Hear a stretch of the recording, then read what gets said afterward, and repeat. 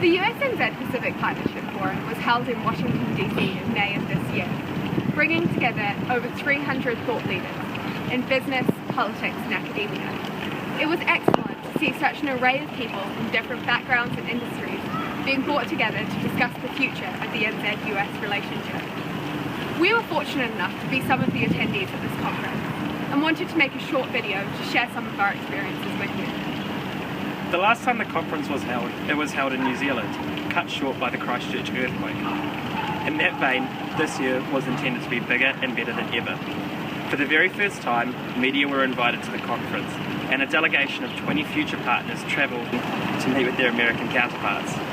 Having the forum held in Washington this year added a really interesting dynamic to the event, particularly for the New Zealanders travelling over. We were able to fit in some excellent sightseeing around the conference. Particularly some highlights for us were a visit to the White House and the press gallery there, and also going to a number of the other sites around Washington, such as the Smithsonian Museums and the Space Museum there, and also a number of the memorials. With the New Zealand government coming on board to support the forum, the New Zealand delegation was lucky enough to travel on New Zealand's version of Air Force One to Washington DC. It provided a great chance for the New Zealand delegation to get to know each other and get some early talks in before we arrived in Washington. Our journey began in Rongotai, departing from Wellington as we made our way to Washington DC via Samoa, Hawaii and Los Angeles. After 24 hours in the air, our very tired delegation arrived at Andrews Air Force Base, an enormous facility home to thousands of military personnel and of course Air Force One, on the outskirts of Washington DC. After some much-needed rest and recuperation, the next day brought with it our first chance to explore Washington, with all of the delegation taking the opportunity to get out and get a grasp of the stunningly picturesque US Capitol. That evening, the delegation headed to the official opening ceremony for the forum at the United States Institute of Peace. As much as the New Zealanders were blown away by the magnificent building and surroundings, it paled in comparison to the reaction the Kapa Haka group drew from our American counterparts.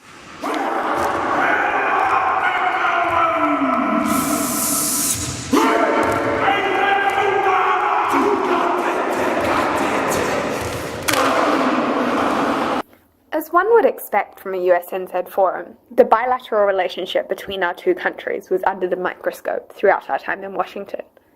From the opening remarks of the conference, the turbulent history the relationship has endured was out in the open, with former Prime Minister Jim Bolger touching on how different ties were in yesteryear, following New Zealand's firm anti-nuclear stance. The future partners who followed Bolger, however, put an emphatic stamp on what was to follow at the forum.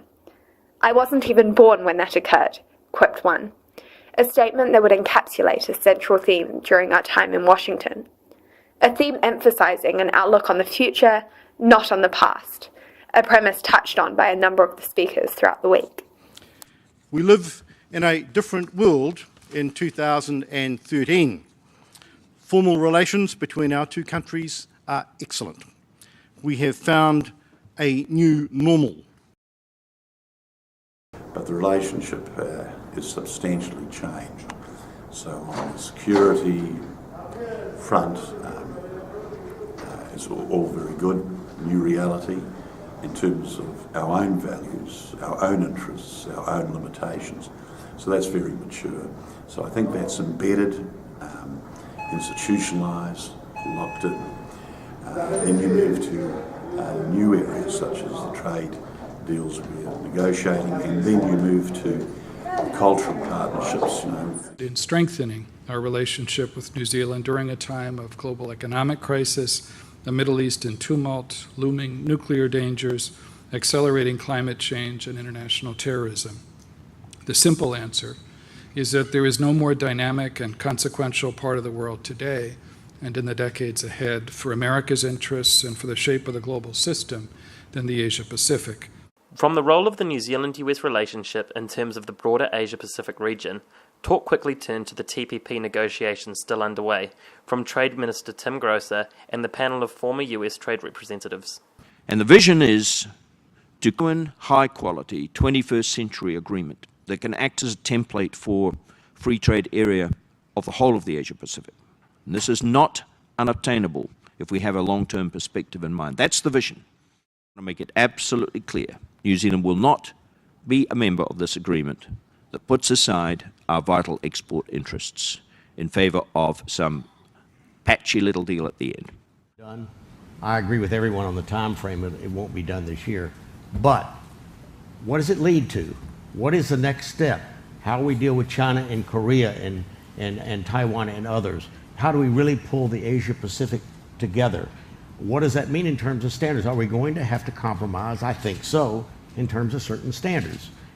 But I think ideally, from the U.S. standpoint, Bill, if they could finish it next year, right after the election and present it to the Congress in early 2015, I think that would be ideal. That's not going to be easily done. That's a very tight time schedule. The prospects of what we will get out of TPP are large. The prospect is, if Congress could believe that the prospects are large, they are more apt to give the President trade promotion authority. But if you finish the negotiation and you have all the special interests trying to gnaw away at it, it's harder to get trade promotion authority. Now is the window.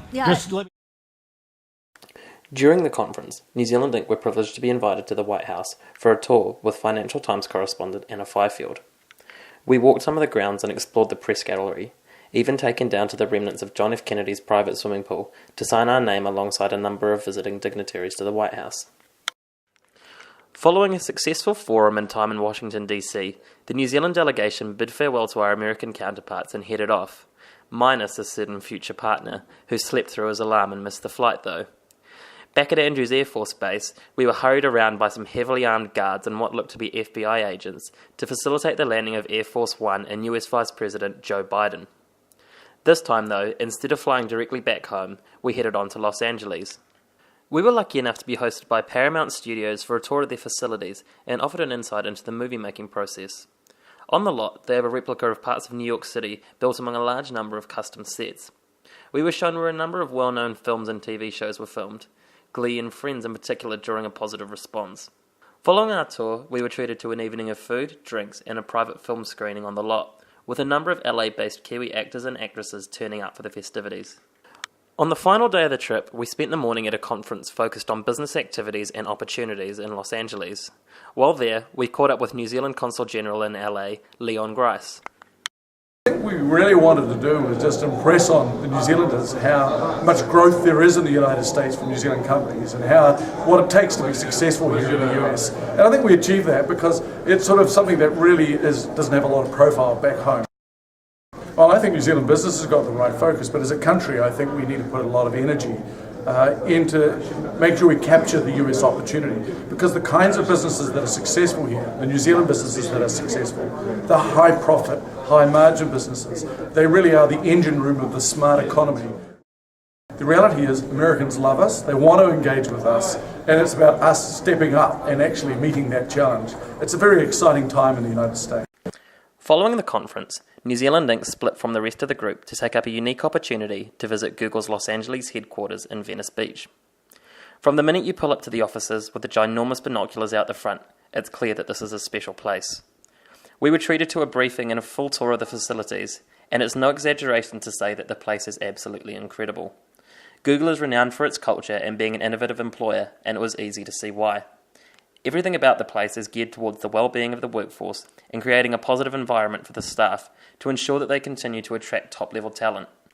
Our personal favourite was the Bring Your Dog to Work initiative, with feeding stations set up throughout the office and doggy daycare outside in the sun. Right? I mean, I think New Zealand, the population understands the internet and how important that is for them to be connected to the broader world. We hope it gets to the business level a little bit more, particularly small businesses, and they can really optimize their web presence for digital marketing purposes and to really reach the global customer base that's out there. That increasingly does not matter where they get their goods from. They just want to have the customized goods and the unique products, which New Zealand is ripe for.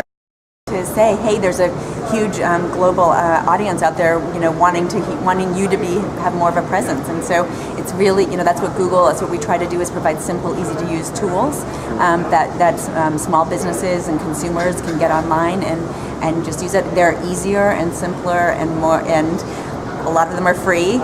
So people have these perceptions that it's very complicated to build a web presence. And it really takes an hour, and it could be really simple. So we at Google, we're trying to do more to spread that word, and we hope that it organically happens from the many amazing creators that are out there right now that are using the web, or YouTube or other platforms to not only get their expression out, but increasingly to monetize that experience and get money and revenues from that. So we think it's a win-win-win, and hopefully the business folks on the ground in New Zealand will dip their toes in the water and realize how easy it is and keep going. The Future Partners program brought together almost 50 young people, aged between 20 and 30, from around New Zealand and America to share their thoughts and perspectives on the conference. We came from an array of different backgrounds and perspectives, from students like myself to doctors, lawyers and lobbyists. It was fantastic seeing this array of people coming together to share their thoughts on the future of the US-NZ relationship. My key takeaways from the conference were two things. Number one was the relationship really has completely moved on from the days of the 1980s and early 90s with security and trade cooperation was all-time lows. The level of interaction, the seniority of the senior officials who were there, and also the open and candidness of the panels and discussions made me think this is a relationship that does have true intimacy, and where I think we're actually starting a new conversation. With the theme of the conference being what's next, it was fitting that the future generation played an important role in the conference. Part of what made this forum as unique and progressive as it was the involvement of people from such varied backgrounds, industries and age groups, all coming together with the mutual aim of progressing the US-NZ relationship into the future. New Zealand and the US have a good relationship. In part, we've resolved a lot of our historic challenges, and I think that now we're in a good position to move forward in a way that's going to benefit both countries. We do have the slight challenge of having to overcome some of the perceptions within our society around the value of trade and the value of relationships, for example, buying into TPP. But once we can do that, huge opportunities in terms of Asia, in terms of trading globally, and so I think it's just about moving forward off the strong foundation we've built over the last couple of days. Highlight for the week is actually getting to know the Fulbright Future Partners. To say it's been a lot of fun is a gross understatement, and I'd do it again any day. The theme of the conference for this week was what's next, and I think everyone left having a really tangible idea of what the future of the US-NZ relationship could look like, and feeling really positive about what that should be. As a whole, we found the conference a really valuable experience. We learned a lot of things, met a lot of great people, and we hope to see everyone back in New Zealand for the next round of the conference in 2015.